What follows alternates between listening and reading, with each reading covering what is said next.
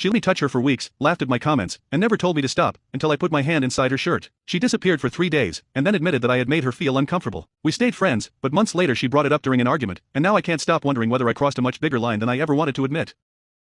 I met Issa in September, at one of those friends of friends gatherings where nobody is quite sure how they ended up there. She was friends with Rodrigo, who had been a friend of mine since high school, and the night we met we talked for 3 straight hours about things I can't remember with much precision now, but that felt important at the time. She had a way of laughing that made conversation feel easier than usual, the kind of laugh that isn't calculated to impress anyone but simply happens, and when we said goodbye we exchanged numbers without either of us formally suggesting it. It just happened, the way things happen when 2 people want them to happen. Back then I was 22. Issa was 21. Neither of us was looking for anything, or at least that's what I told myself, though in hindsight I'm not sure that was completely true on my end. There was something about the way I'd felt that night, a little more awake than usual, a little more attentive to details, that should have told me something about what was going on, but at the time I ignored it because it was easier not to name it. During the first few weeks we saw each other several times, always in groups, always with Rodrigo or other people around. We were part of the same extended social circle, so getting together was easy and neither of us had to suggest anything directly. Then we started hanging out alone, without any particular reason, without either of us saying out loud that that was what was happening. One day Rodrigo couldn't make it and we went ahead with our plans anyway, and after that we didn't need Rodrigo as an excuse anymore. I'd pick her up at her apartment building, an older building on a tree-lined street that still had leaves on it in September, and we'd drive somewhere without much of a plan. Sometimes we'd get something to eat. Sometimes we'd just drive around and end up parked somewhere talking until it got late. And when I dropped her off, there was always a moment before she got out of the car that kept getting longer over time, 10 minutes, 20, once nearly an hour, without either of us pointing it out because pointing it out would have forced us to name it. It was nothing. Just conversation. But it was the kind of conversation that happens when 2 people enjoy being close to each other and aren't in a hurry to leave, and that, even if I wouldn't have put it that way at the time, was something. The first physical contact was accidental, or at least that's what I told myself. We were in the car one night near the end of October.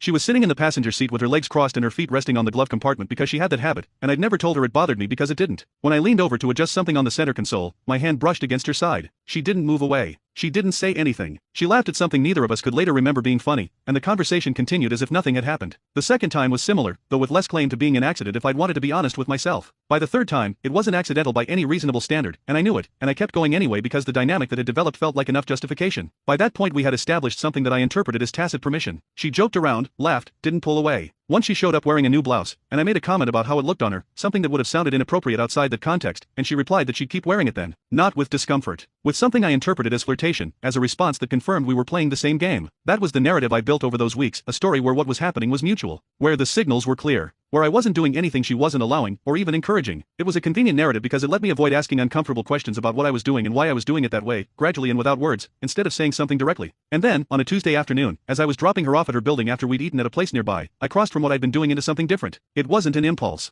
There was a moment beforehand when I knew what I was about to do, and I did it anyway. I put my hand inside her clothing. Issa tensed up in a way that was completely different from everything before. It wasn't the laughter from previous times. It wasn't a light-hearted comment. It was a physical change, a sudden stiffness, something that hit me in that moment with the clarity of something that should not have happened. She got out of the car almost immediately. She didn't say anything. She picked up her bag from the floor, opened the door, and walked into her building without looking back. I sat there for a moment that felt much longer than it really was, the engine still running and my hands on the steering wheel, staring at the door she had gone through until it closed completely. I told myself she was probably tired, that it had simply been bad timing, not the wrong thing altogether but just the wrong moment within a dynamic that otherwise remained the same, that everything would be fine tomorrow, and that if I texted her that night she'd probably reply normally. Tomorrow came with no message, nor the day after, nor the day after that. 3 days of complete silence, and me checking my phone with a frequency that told me something all by itself, unable to fully name what had happened, even though part of me, the part I preferred not to listen to, already had a pretty clear answer. On the 4th day, Issa texted me. The message was short and carefully measured, the kind of message someone writes after thinking very carefully about what they want to say and what they don't. She said she wanted to talk, asked if we could meet somewhere that afternoon. Not in the car. Somewhere else. I read that detail 3 times. Not in the car.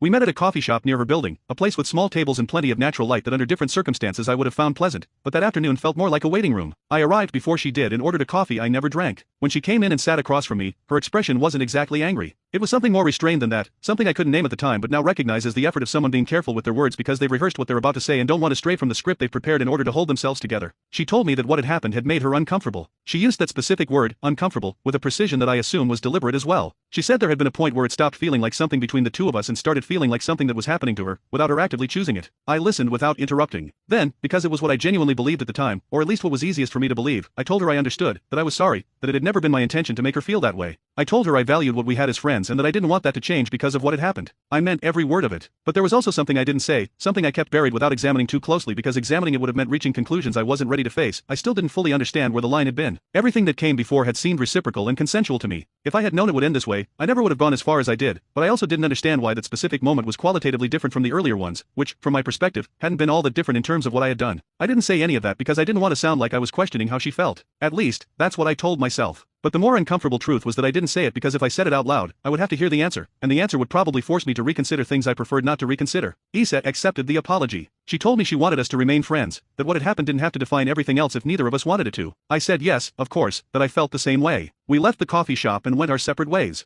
I walked back to my car and sat there for a few minutes without starting the engine, staring at the dashboard with the vague feeling that something had been left unresolved, while not wanting to identify exactly what it was. Over the following weeks, the dynamic changed in ways that were inevitable. We still saw each other, mostly in group settings, and little by little things seemed to return to normal on the surface. Isa laughed at my jokes again. We had long conversations again. There was once more something that, from the outside, and sometimes even from the inside, looked like the same friendship we'd had before. I took that as confirmation that everything was fine, that the apology had worked the way apologies are supposed to work. Something breaks, it's acknowledged, it's repaired, and then life moves on. I convinced myself of that interpretation for months because it was the interpretation that made me most comfortable, and because Isa gave me no obvious reason to question it. What I wasn't processing, what I had tucked away in some internal drawer without revisiting, was the question that had remained hanging in the air, unanswered, in that coffee shop. If everything before had been okay, why wasn't that specific moment okay? And if that moment wasn't okay, what did that say about the earlier moments that I had interpreted as permission? What if the answer was that not everything before had been as okay as I believed, but rather that it simply hadn't yet reached the point where she felt clearly enough compelled to draw a boundary? I never asked myself that question out loud. It was easier not to, until Isa asked it for me, months later, at the worst possible moment and in the most direct way possible. The argument started over something insignificant, as arguments that end up being about something entirely different almost always do. A group of us had made plans to go out on a Saturday, something casual, nothing that required much planning. Isa canceled that same day with a vague message, something about not feeling well, without any further explanation. I replied more coldly than necessary, something short with a tone that made it clear I was annoyed even though I didn't say so directly. She answered with something equally sharp.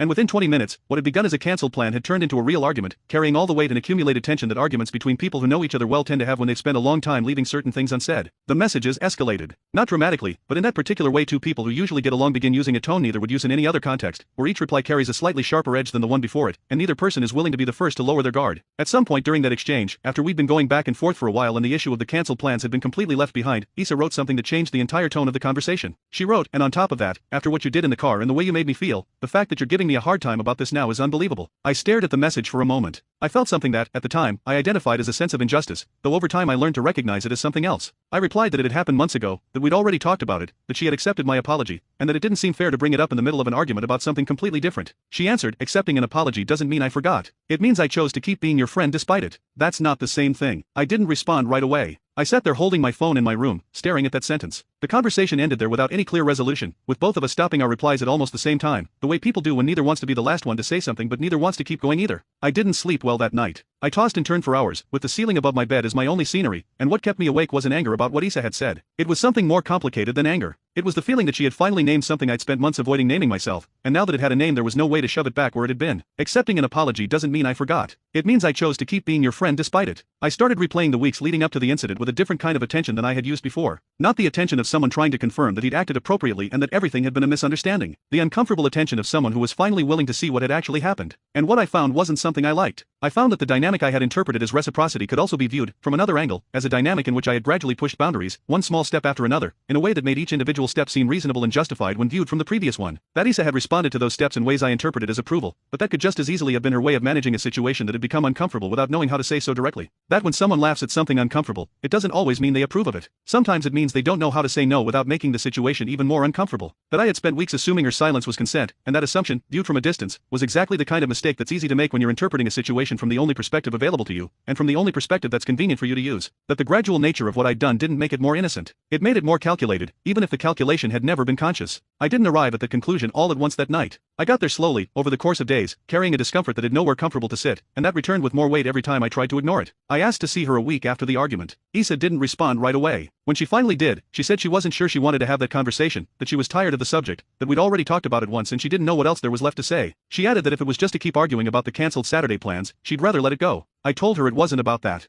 there was something I needed to tell her, and that I wanted to do it in person, not over text. There was a long pause before she replied. Then she said fine, Wednesday afternoon would work. We met at the same coffee shop as the first time. I don't know whether Issa chose it consciously or not, but the detail didn't escape me. Same place, same small tables, same afternoon light coming through the windows. I arrived early, just like the first time, and this time I didn't order anything either. When Issa came in and sat down, her expression was cautious. Not hostile, just cautious, the expression of someone who doesn't know what to expect and is holding back their reaction until they know where the conversation is headed. This time I didn't prepare what I was going to say. Every time I had tried during the previous days, it ended up sounding like a justification, an explanation, something designed to make me come out looking better, and that wasn't what I wanted. So I sat across from her and started talking without a script. I told her that for months I had convinced myself that what had happened between us was a misunderstanding about how far I could go, and that everything leading up to that final moment had been fine, that the apology I gave her the first time in that very same coffee shop was genuine, but also incomplete, because it only addressed the last step and not the path that had led there. I told her I'd been thinking about how all of it had unfolded, about how every action I took found some response from her that I used to justify the next step, and how at no point did I stop and ask her directly whether she actually wanted what was happening, that I assumed, because it was convenient to assume, that the way she handled it meant she was okay with it, and that this assumption was the real problem, not just the final moment. When I finished speaking, Issa looked at me for a moment without saying anything. "Why are you telling me this now?" she asked. Not angrily. It was a genuine question. "Because the first time I apologized for the last step," I said. "And I think I should have apologized for the whole path." There was a silence that lasted long enough for me to feel its full weight. "I don't know how this makes me feel," she finally said. She spoke slowly, as if examining her own words while she said them. "Not in a bad way. I just don't really know what to do with it." "You don't have to do anything with it," I said. "I just wanted you to know." We stayed there a while longer.